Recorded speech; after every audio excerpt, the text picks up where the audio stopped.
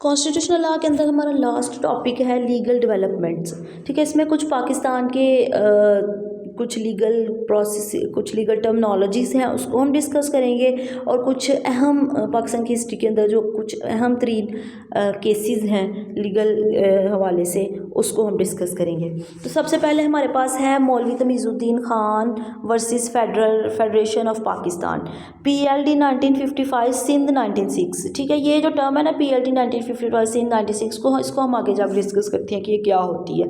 सबसे पहले हम केस का बैकग्राउंड देखते हैं। That was challenge the dismissal of Sindh assembly by the governor under the government of India act 1930। जो है ना, ये 1955 में केस सामने आया था, जिसमें एक गवर्नर ऑफ सिंध ने गवर्नमेंट ऑफ इंडिया एक्ट 1935 के अंडर जो है वो असम्बली को डिज़ोल्व कर दिया गया था।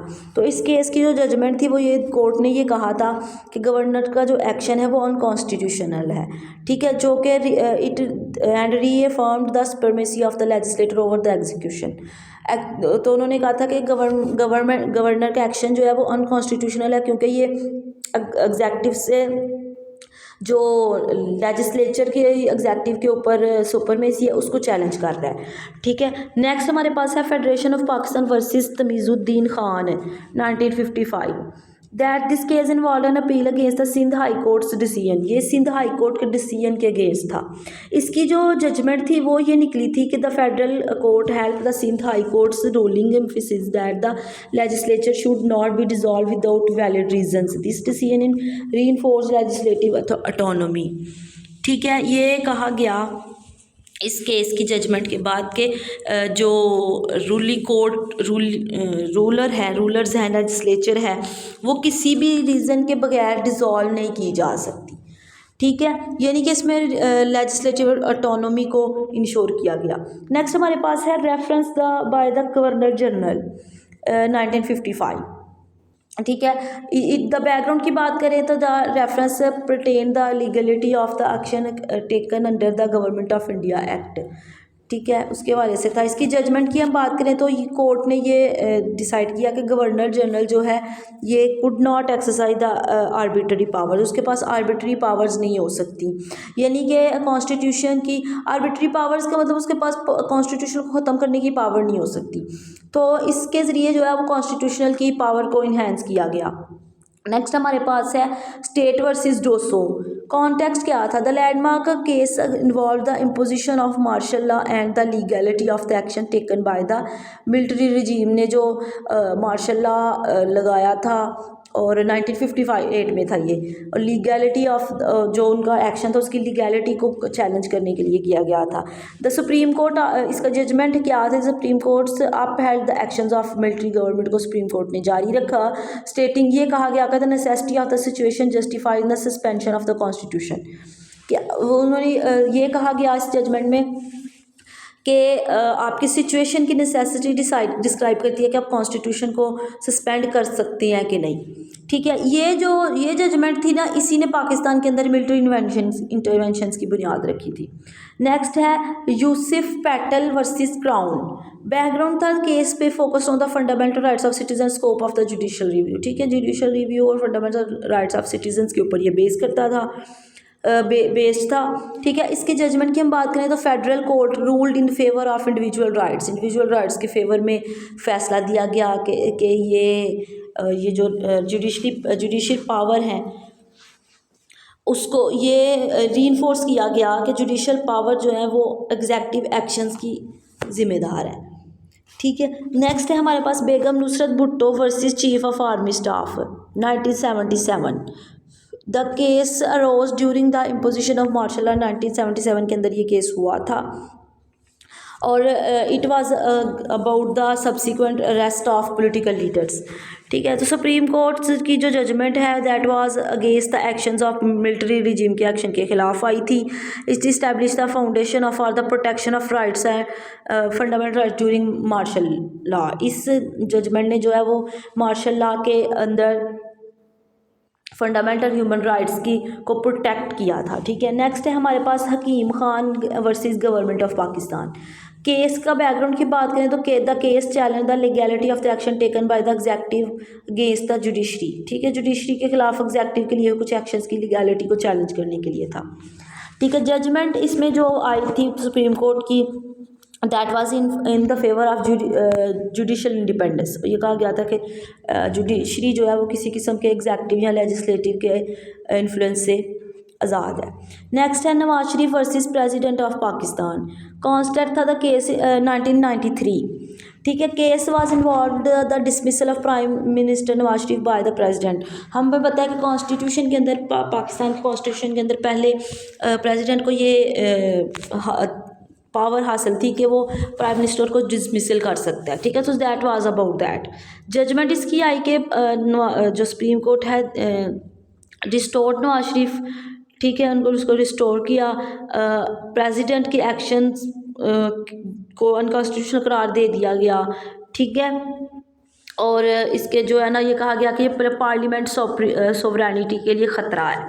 नेक्स्ट है Benazir Bhutto versus president of Pakistan. इसके हम बैकग्राउंड की बात करें तो that examine the constitutional validity of the dismissal of prime minister. ठीक है, कॉन्स्टिट्यूशनल वैलिडिटी ऑफ जो प्राइम मिनिस्टर की डिसमिसल के बारे में है। इसकी जजमेंट जो है supreme court rule that the president do not dismiss the prime minister without proper justification.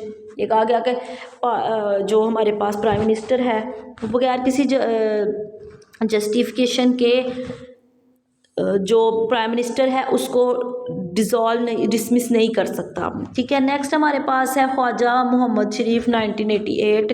It case dealt with the issue related to the independence of judiciary के बारे में। लाहौर हाई कोर्ट ने अपनी जजमेंट में ये कहा, एम्फेसाइज किया emphasize the importance of judicial independence and right to a fair trial.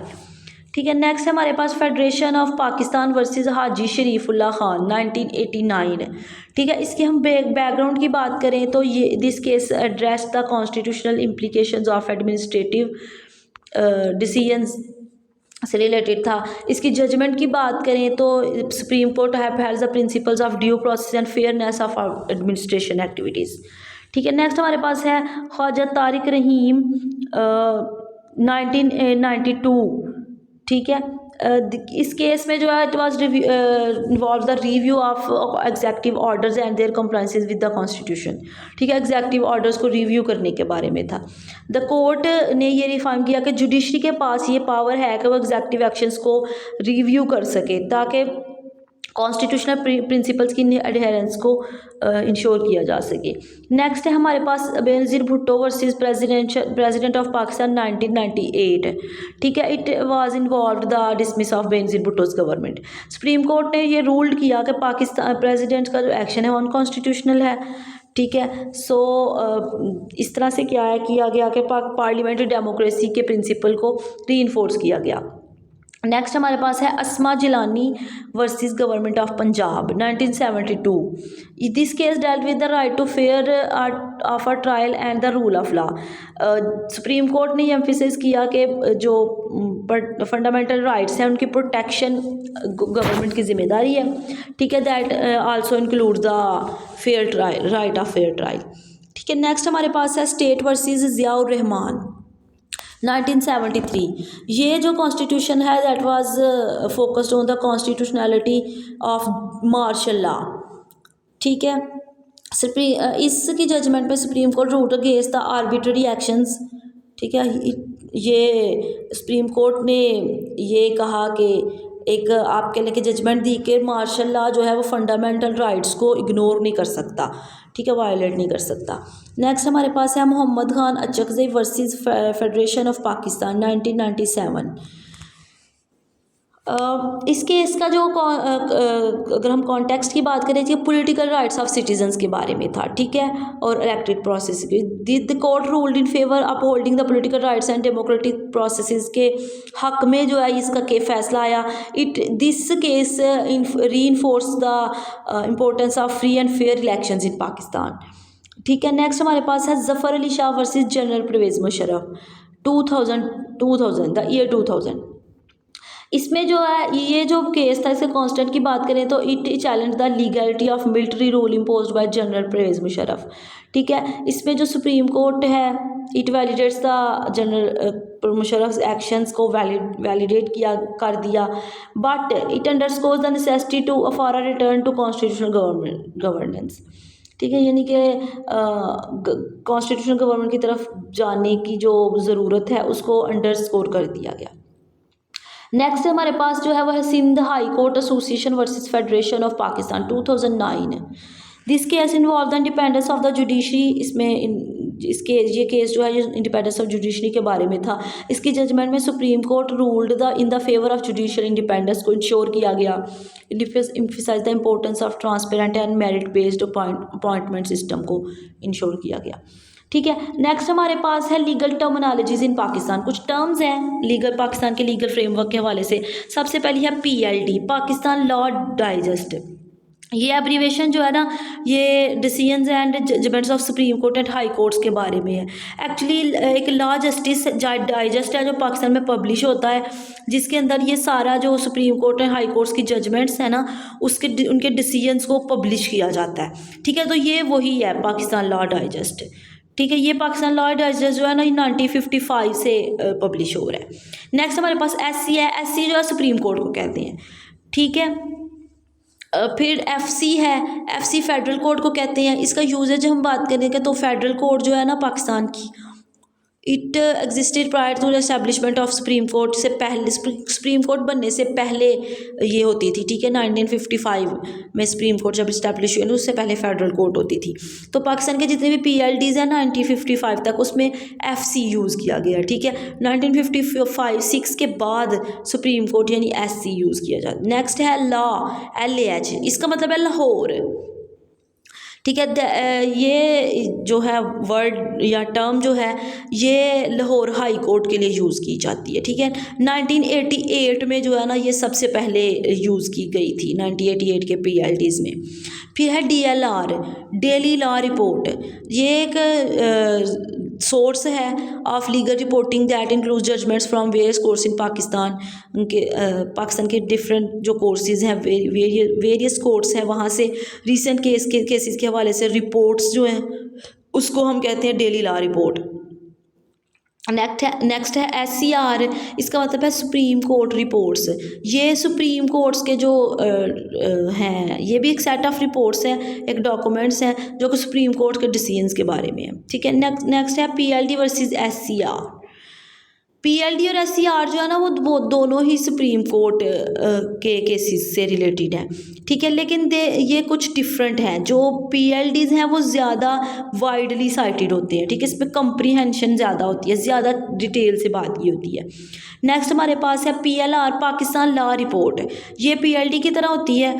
ठीक है, इसमें भी कुछ रिपोर्टेड वेरियस केस पाकिस्तान के वेरियस कोर्ट्स से जो केस रिपोर्ट होते हैं वो इसमें रिपोर्ट किए जाते हैं। PLD जो है ना ये हाई प्रोफाइलिंग केसेस के लिए होती है जो सुप्रीम कोर्ट्स के हवाले से है। नेक्स्ट है पिश का मतलब है पिशावर। ठीक है, ये पिशावर हाई कोर्ट्स के केसेस की रिपोर्ट है। नेक्स्ट है कराची, ये फॉर्मली ये यूज़ की जाती है सिंध हाई कोर्ट के जो लीगल रिपोर्ट्स हैं उनके लिए। नेक्स्ट हमारे पास हम देखते हैं स्ट्रक्चर ऑफ लीगल साइटेशन का जो स्ट्रक्चर है, यानी लीगल जब साइटेशन आप करते हो लीगल आप लिखते हो टर्म्स, जैसे हमने शुरू में देखा था कि मैंने आपसे कहा था कि हम आगे जाकर डिस्कस करेंगे कि ये PLD 1955 SC क्या है।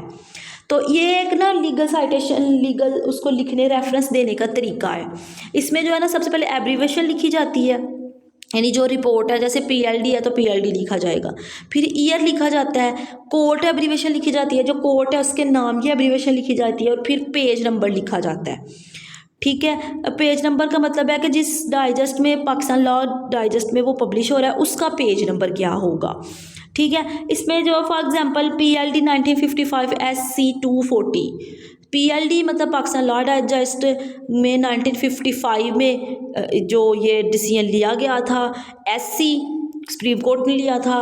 240 पाकिस्तान लॉ डाइजेस्ट के पेज नंबर 240 के ऊपर ये केस फाउंड किया जा सकता है। ठीक है, लीगल टर्मिनोलॉजी की इम्पोर्टेंस की बात करें तो इसको समझना बहुत ज़रूरी है, ताकि लीगल रिसर्चेज एंड स्टडीज़ के लिए इसको ख़ास तौर पर समझना बहुत ज़रूरी है। So that was all about the syllabus of constitutional law.